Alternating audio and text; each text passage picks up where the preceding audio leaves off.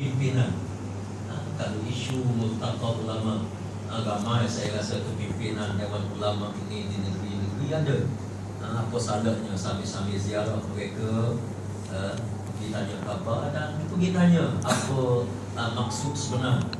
Jadi kalau kita ambil daripada media massa kerajaan, dia akan menimbulkan masalah. Kerana kerja media massa ni, dia nak kira laku dia ni, laku surat khabar dia. Jadi dia pusing macam-macam benda, dia pusing begini. Dan saya kira isu ini kita perlu rujuk kepada dia punya masalah dia punya tempat yang sebenar perlu kita rujuk. Adapun isu ulama profesional, kita kena ingat dalam PAS kita ada dua kekuatan. Kekuatan ulama, kekuatan profesional. Bergabung di antara ulama dengan profesional ini tidak pernah ada khilaf di dalam hati kita. Dan saya nak tekankan bahawa gabungan ini sangat mustahab. Sangat mustahab. Tidak mungkin kita dapat membina sebuah parti yang besar, yang matang, yang umur dia begitu panjang kalau dipelopori oleh ulama saja ataupun dipelopori oleh profesional saja. Tak mungkin parti kita ini akan jadi baik, akan boleh berdiri teguh. Dia mesti ada hubung jalin yang sangat erat di antara satu sama lain. Cuma saya tengok yang berlaku sedikit kecoh, bukan banyak, sedikit saja kekecohan ini. Ada beberapa pihak yang tidak faham tentang Islam itu sendiri. Kadang-kadang tak faham dengan Islam itu sendiri, menyebabkan timbul dia jadi timbul isu profesional, ulama. Dan kita sentiasa sebut bahawa ilmu agama ini adalah ilmu yang fardu ain. Siapa saja mesti mempelajari ilmu agama. Dia doktor, dia engineer, dia apa sekalipun, ilmu agama ini adalah fardu ain, dia kena belajar. Oleh kerana sistem pendidikan dalam negara kita ini mengasingkan dua bidang ini sangat ketara. Tidak sebagaimana di Timur Tengah. Al-Imam Syarif Said Qutb, dia bukan dididik di Universiti Azhar belajar syariah usuluddin, tak. Umar Talimsani, dia adalah pakar dalam bidang pertanian, tapi dia mampu mentafsir Al-Quran Al-Karim. Dia mampu mentafsirkan hadis Nabi SAW. Bahkan Umar Talimsani, dia menghafal ribu-ribu hadis Nabi SAW. Menyebabkan di Mesir dia tak timbul isu ini kerana masing-masing mempelajari bidang agama. Begitu juga Syekh Mahdi Akif. Mahdi Akif ini nakib saya, bekas Mursyidul Am. Syekh Mahdi Akif ini nakib saya. Waktu dia jadi AJK pusat lah, waktu saya belajar itu dia belum Mursyidul Am. Saya berusaha dengan dia, bukan orang agama, tapi Masya Allah, dia menghafal Al-Quran Al-Karim, dia menghafaz hadis Nabi SAW. Dia belajar di luar daripada universiti ini, dia talaqi kitab-kitab ini sampai ke tahap dia dapat sanad sehingga kepada Nabi SAW. Jadi isu ini sepatutnya berlaku juga dalam masyarakat kita, supaya dia tidak timbul isu ulama profesional itu tidak timbul, dan biarlah orang yang tidak belajar khusus ilmu agama ini, mereka tahu mana benda yang usuli dalam agama, mana benda yang furu' dalam agama. Ini adalah satu sedikit komen yang saya nak bagi. Adapun yang mengatakan ulama yang lebih baiknya tidak berpolitik, ini saya nak tolak betul. Politik satu juzuk daripada agama. Orang yang paling banyak memahami agama adalah ulama.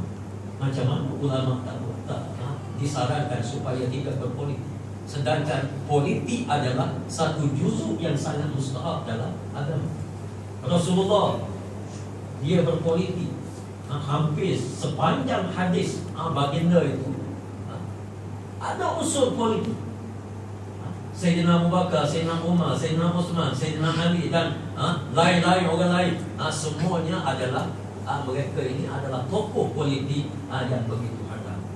Oleh kerana gerakan Islam ini, kita politik Islam. Kita kena ingat, politik Islam.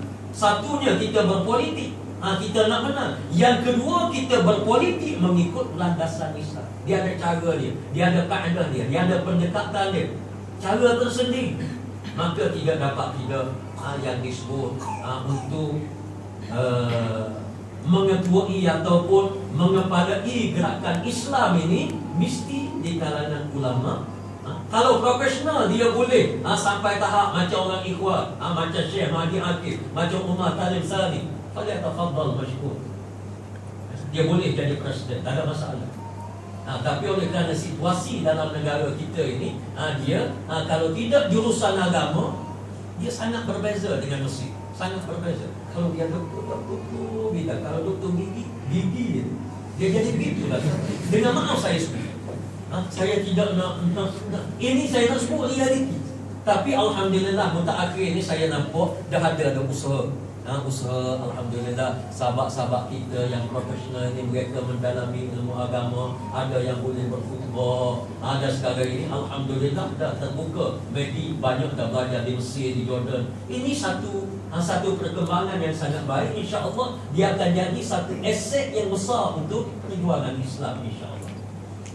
Jadi kalau orang yang seumpama ini dia memahami agama, falyatafaddal, dia boleh jadi, nak jadi mursyidul am, tak apa. Sebab kita nak parti kita ini dipimpin mengikut lunas Islam, mengikut cara Islam. Dan orang yang faham, yang paling memahami seluk-beluk Islam ini adalah orang agama. Sama ada dia di label sebagai ulama, sebagai profesional, dia faham Islam, betul-betul menghayati Islam, faham Al-Quran, faham hadis, tak ada masalah. InsyaAllah, walaupun dia doktor gigi, orang panggil ulama kepada dia. Jadi ulama-ulama yang memahami ilmu Islam ini wajib ke atas mereka mesti berpolitik. Dan kena ingat, bila kita berpolitik, kita akan jadi gambar musuh. Rasulullah berpolitik, walaupun Rasulullah maksud, tidak ada dosa. Jutaan manusia memusuhi Nabi SAW. Jadi kalau kita nak label ulama ini supaya dihormati oleh semua pihak, ini adalah istilah yang tak mungkin pula. Tak mungkin. Ulama kalau dia kuat berpolitik, dia akan mendapat tentangan yang hebat. Tentangan yang hebat. Al-Imam Syahid Said Qutb, orang gantung dia, mati syahid. Ini kita tengok. Sebab itu bila kita mencebur diri dalam bidang politik, ulama mencebur diri dalam bidang politik, dia sangat-sangat ditakuti oleh musuh-musuh Islam, dan dia akan jadi sasaran utama, sehingga sasaran untuk dibunuh dan sebagainya. Tapi ulama mesti berpolitik dan mesti berada di saf hadapan untuk memimpin politik Islam. Kemudian yang kedua, ulama dan profesional berbeza pendekatan. Pendekatan ini boleh kita bezakan. Cuma kalau kita mendakwa, masing-masing dakwa dia lebih bijak, ini dua-dua dia tak. Kalau ulama kata dia lebih bijak begini, tak tu profesional dia kata dia lebih bijak, ini tak tu. Kita mesti bergerak seiring antara ulama, profesional, aktivis. Ada lagi aktivis nak kata profesional, SPA pun tak ada. Nak kata ulama, Al-Fatihah baca pun tak apa nak betul. Tapi kuat beliau, duduk jadi sah kepimpin. Ini pun ada golongan aktivis. Islam ini istimewa dia, kima belaka.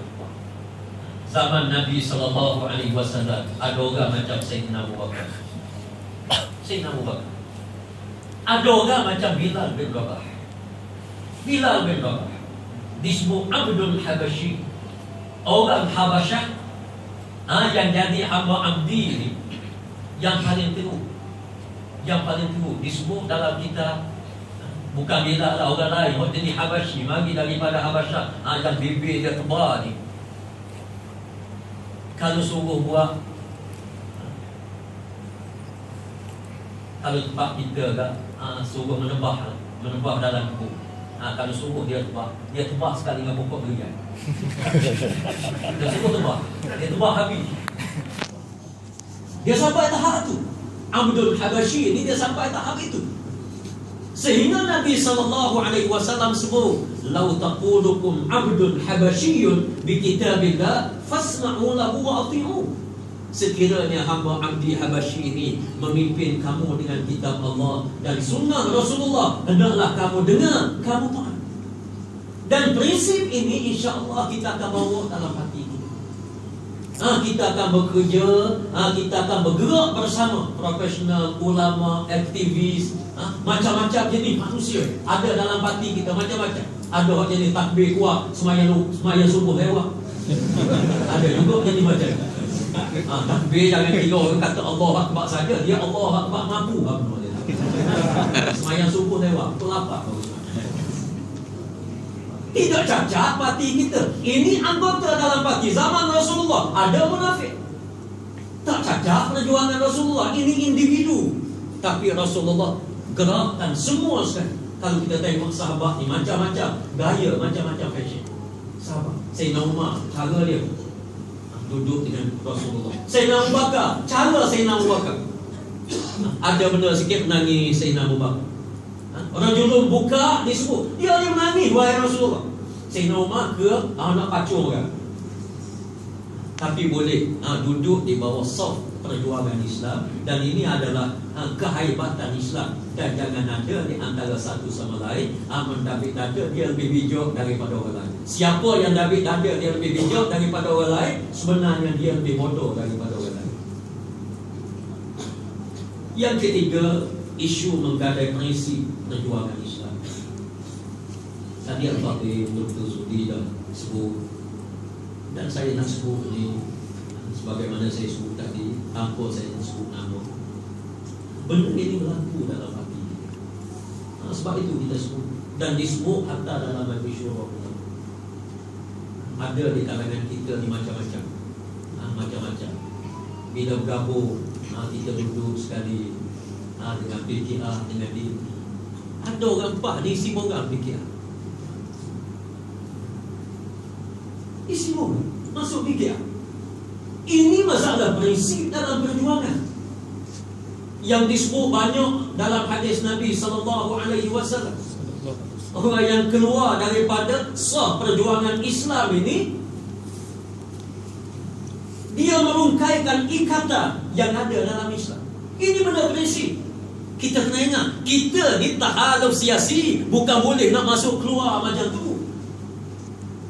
Dipaham, berlaku, masuk di happy.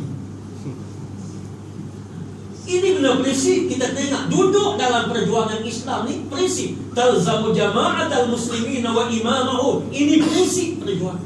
Tak boleh nak tukar hati main-main. Nak tolong tak apa. Nak tolong pasang bendera, dia nak ceramah, kita tolong buat tak apa. Ini kita dapat pahala, digalak dalam Islam. Tapi siapa kita nak tukar baju, nak tukar segala-gala ini tak boleh. Ada benda membabitkan prinsip, ada benda yang membabitkan benda formal. Kita kena ingat, tukar ahli ini bukan main-main. Ini benda prinsip dalam perjuangan Islam. Duduk dalam sah perjuangan Islam, tak boleh kita nak tukar ganti. Ini prinsip. Begitu juga dalam perjuangan Islam. Kita ada matlamat perjuangan, menegakkan negara Islam, apa semua sekali. Memang bila duduk kawal begini tak apalah.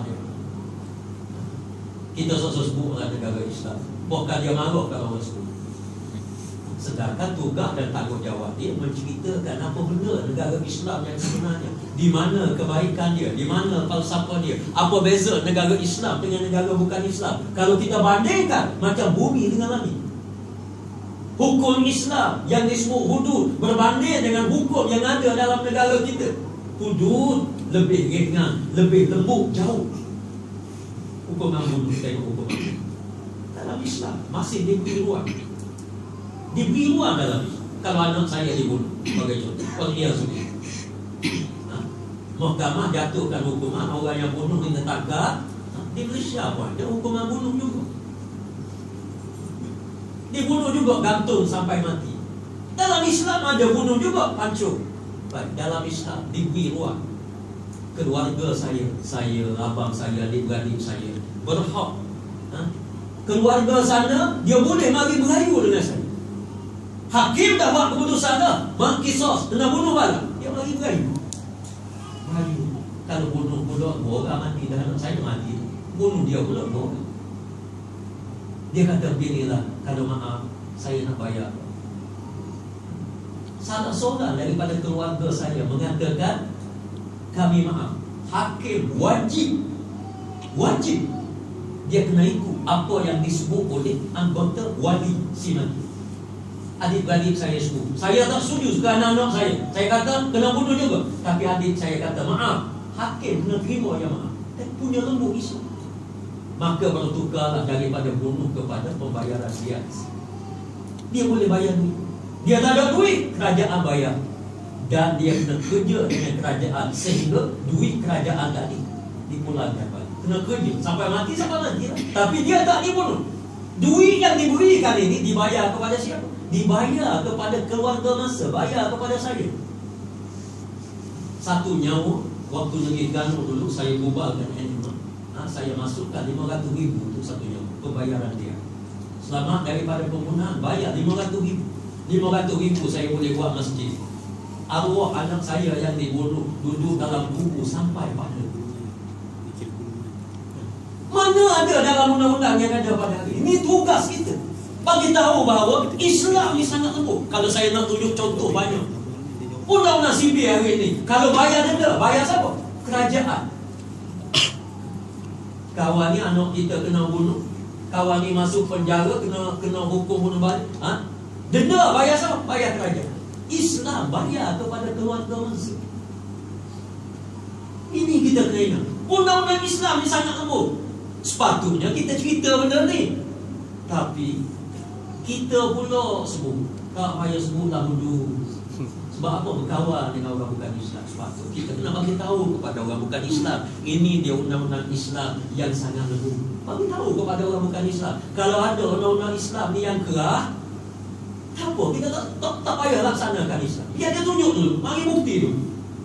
Undang-undang Islam ni kerah, zalim, buat mari bukti dulu. Saya pernah cakap, saya kata kalau ada cacat dalam agama Islam ni, kalau ada cacat, saya pun nak tinggal agama Islam. Tapi saya belajar, saya tak bertemu yang cacat dalam agama Islam. Tak ada. Kalau ada satu, saya tak nak dua. Satu je. Ajaran Islam ni cacat. Disebut syariatnya, perundangan dia, sistem kehakiman. Saya nak tinggal agama Islam. Sebab saya yakin, al-yawma akmaltu lakum dinakum wa atmamtu alaikum ni'mati wa raditu lakum al-Islam madinah. Ini ayat jaminan daripada Allah. Agama Islam ni sempurna, tak akan ada cacat. Itu saya berani kata. Senyap tak ada dewa, tak berani. Orang bukan Islam tak berani nak bawa contoh. Bawa contoh mana? Sepatutnya kita kena jelaskan benda ni. Tiba-tiba kita ni jadi terbalik. Tak payah cerita. Apa tu? Kadang-kadang je di kalangan kita sebut memang tak sesuai, dia kata. Undang-undang Islam tak sesuai. Ini sampai kepada Majlis Syura, saya tak nak sebut nama. Sampai dia sebut tak sesuai dia. Tak apa, kita bincang kemudian. Lepas kita beritahu, kita bincang. Tak boleh. Ini prinsip di dalam perjuangan Islam. Yang keempat, jazakallah khair, peringatan kerajaan dia nak laga-lagakan kita dalam isu ta'aluf siasi. Dia nak laga-lagakan kita supaya kita jadi lemah, kita jadi itu, jadi ini. Dan apa yang saya nak sebut Multaqa Ulama ini, dia bukan disahut cabaran. Kita bincang perkara ini, saya mau balik. Kalau kita nak teruskan supaya kita terus dalam keadaan yang kuat, dalam keadaan kita jaga prinsip-prinsip Islam. Dan insya-Allah prinsip Islam sebagaimana yang saya sebut, prinsip Islam ni baik. Baik untuk PKA, baik untuk DAP, baik untuk segala-galanya. Jadi kita akan bagi tahu macam mana prinsip dalam Islam, kaedah bertakluk siasi ini macam mana. Dan setakat ini alhamdulillah sahabat kita daripada DAP, saya nak bagi tahu orang DAP berata-rata dia mengatakan apa benda masalah yang berlaku dia sangat senang hati untuk berbincang dengan PAS, kerana PAS ini berpegang dengan prinsip agama. Orang TV tengok dia. Dia lebih seronok bincang dengan kita berbanding dengan bincang dengan maaf saya, dengan media. Dia lebih suka berbincang dengan kita. Dan memang dia berbincang dengan kita sebab kita prinsip Islam. Kita tak bohong, kita tak tipu dia, kita tak mengkhianati kawan-kawan kita. Bila kita kata ya, begini, kita setuju. Memang kita setuju. Tapi ada orang ni hari ni dia setuju, besok tak setuju. Depannya bercakap lain, belakang dia cakap lain. Kita perjuangan Islam ada benda macam ni. InsyaAllah sebab itulah kita kena mantapkan dalam perkara ini. Yang kelima di MPPKR dalam masa 5 tahun ini saya setuju sebagaimana yang disebut oleh Dr. Zuhdi. Tempoh ini tempoh yang sudah boleh untuk kita buat penilaian. Sudah boleh, kita telah berpengalaman menghadapi pilihan raya ini. Pilihan raya yang daripada yang ke-11 lagi kalau nak kira 11, 12, 13. Maknanya kita boleh semua balik. Dan semua balik, sekali lagi saya ulang, bukan bermakna kita menolak total. Maknanya kita tak nak berpakat, bukan. Bukan itu. Kita nak matangkan lagi tahaluf ini, dan kita nak bagi sedikit warning kepada rakan-rakan yang tidak menghormati dasar-dasar tahaluf, benda-benda yang kita sepakati bersama. Banyaklah kita sepakati bersama benda-benda besar. Sebelum daripada bertindak, kena bincang dulu. Bincang dulu, begini-begini. Kita bagi, alhamdulillah dalam parti kita ni, kita bincang dulu. Dalam majlis presiden, begini-begini, kita bincang dulu. Tapi kadang-kadang berlaku rakan-rakan kita ni tak bincang. Bila mari benda besar dia, apakah tiba begitu saja. Buat pernyataan yang macam-macam. Pernyataan sokong, dulu sokong Israel, dalam isu Zionis yang Majlis Syura Ulama bagi kata, bagi satu amaran. Jadi ini yang berlaku. Tapi alhamdulillah dalam parti kita ni, kita sangat patuh kepada janji. Dan setakat ini dalam sejarah CCC Semangat 46, kita tak pernah khianat. Tapi kawan-kawan kita dia nak keluar itu hak dia. Tapi kita tak pernah mengkhianati orang. Ini kita kena ingat. Ini keistimewaan parti kita dan perjuangan kita, insyaAllah. Jadi terima kasih banyak kepada soalan-soalan. Mudah-mudahan insyaAllah kita mantapkan perjuangan kita, dan mudah-mudahan kita diridai oleh Allah Subhanahu wa taala. Di sini ada satu buku yang dikeluarkan oleh Dewan Ulama PAS Negeri Kedah. Dia minta saya tolong lancarkan. Ini ada 10 kesepakatan dalam ulama. Buku ini bagus, ada di luar, katanya ada di luar, harga dia RM10 je saja. Sama mahalnya rokok sebuku. Alhamdulillah kalau insyaAllah tolong Pak Negeri Kedah, supaya insyaAllah bila raya akan datang di Kedah akan balik ke tangan kita balik, insyaAllah. Yang ada dua kawasan. Aku kau di hadza. Wassalamualaikum warahmatullahi wabarakatuh.